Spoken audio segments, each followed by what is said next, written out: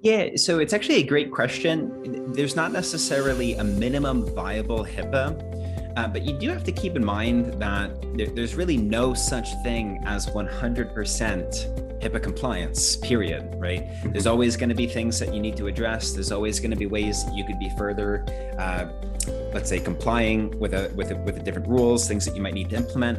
What the government requires is that you are able to document what's called the good faith effort, right? So let's say that we're looking at a broad selection of the HIPAA requirements. You have risk analysis, you have the implementation of policies, you have staff trainings, business associate agreements. Those tend to be the most foundational things that you need, okay?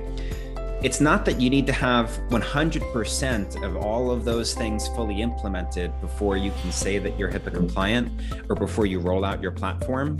You need to be able to show that in conjunction with each of those requirements, you have documented a clear good faith effort in implementing those, right? So let's say for risk analysis, you have to be able to show that you've actually done that risk analysis.